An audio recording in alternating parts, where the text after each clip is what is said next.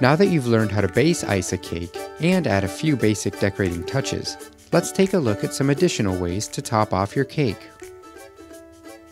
Before you put anything on the top of your cake, make a plan for what you're going to do so you won't run out of room as you're decorating.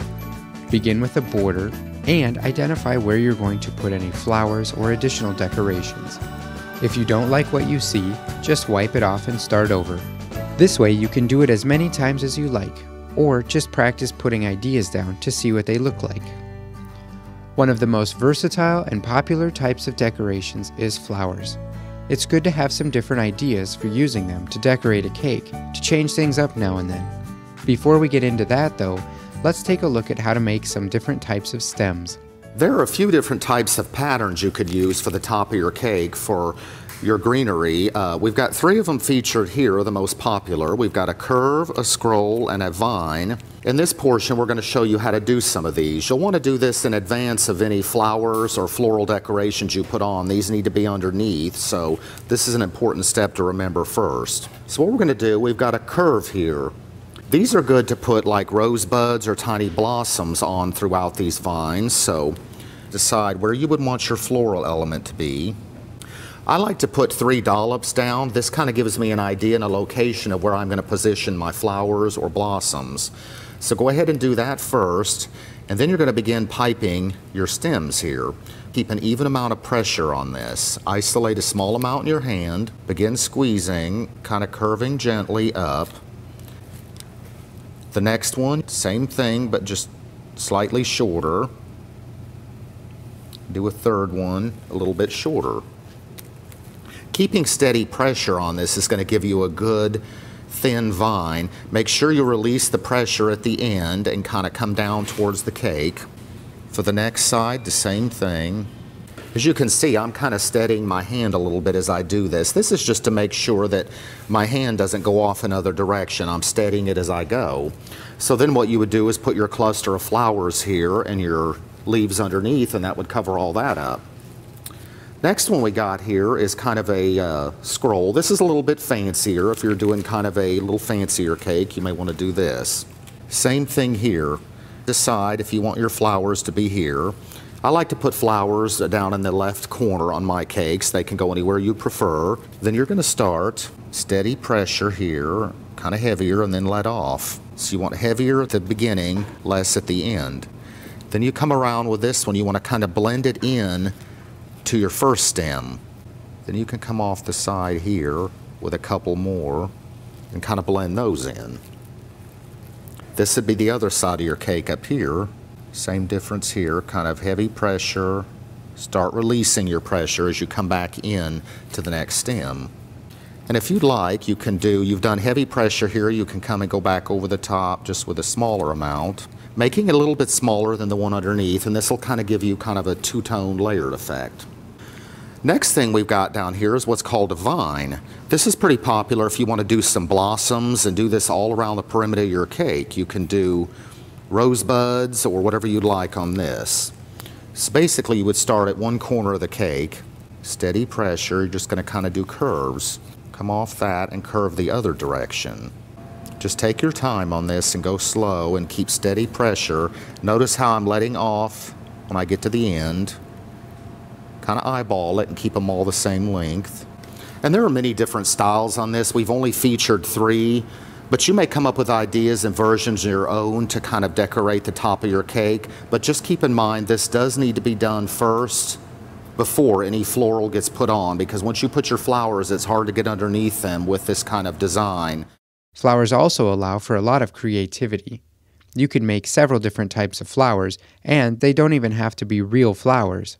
We're going to show you some examples of flowers, but don't be afraid to be creative. Just practice first before putting anything on a cake.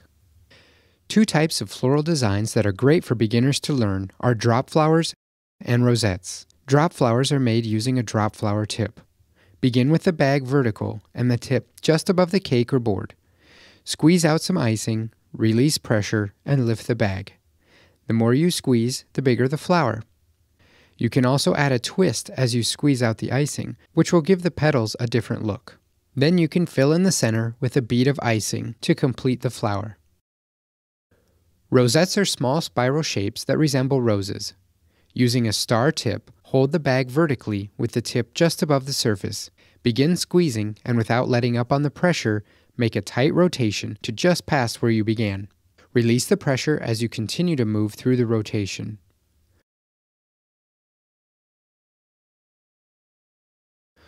Finally, a simple leaf made with a leaf tip adds a nice finishing touch to a classic flower. Rosettes can be used in a variety of ways, from simple candle holders to covering an entire cake. Okay, in this step we're going to show you how to make a rosebud, which is made out of a 104 rose tip. What you want to do is take your rose tip. We're using buttercream. We're going to pinch off a amount in our palm here that's comfortable to use. Keeping your tip clean is important in this step, so if you keep a damp, clean towel nearby, you can wipe that tip off as needed. We're going to do about a 45-degree angle to kind of loop over a couple of times. Then from the left we'll come over, and from the right. Loop over a couple of times, coming down to the back and letting off pressure. These are good as filler flowers or when you do a cluster of roses to add the buds in with it.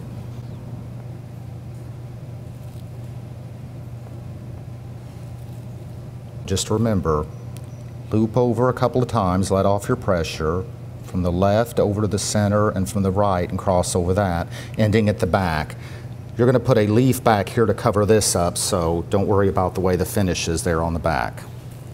So after you're finished with your rosebud, you want to put a leaf on the back, which will cover up that area where you stopped. So just back here, just kind of squeeze and release and let it kind of flip backwards a little bit. And this is a 352 I'm using for this. You could also use a smaller leaf tip if you wanted. And there you have a rosebud. Okay, so what we're going to learn in this step is how to make a buttercream rose. And what you need is a rose nail. This can vary in size. I've got a number 7 here, which is pretty standard. First thing I'm going to do is take an open coupler and I'm going to make a large dollop on the top. You need to make this big enough to support your rose and to build it on. If you have too small of a dollop or too soft a icing, your rose won't stand up. So make sure firm icing and a large dollop. We want to isolate a small amount of this buttercream in the palm of our hand. I've got a 104 rose here. And I'm just going to start in the center and I'm going to make a cone. This is the center of our rose. Keeping a damp towel here, you can wipe your rose tip off as needed. If you get any icing on it, you don't want to drag it back into your petals. Okay, so now that we've got our cone, we want to do 3 or 4 petals. So with your rose tip about straight up and down, we're going to work our way around. First petal, arching this as you go. You want these to be round, coming back into your base. The next petal, start behind it, overlap slightly. Same for the third. Now then, for the second row, we're going to step down just slightly. Same effect, but we want to do 5 or 6 petals on this one. Remember, you're arching, you're coming back into your base and letting off, release pressure. For the third row, we want to step down a little further and angle our tip open a little bit wider. On this one, we can do probably 6 or 7 petals, overlapping the last one.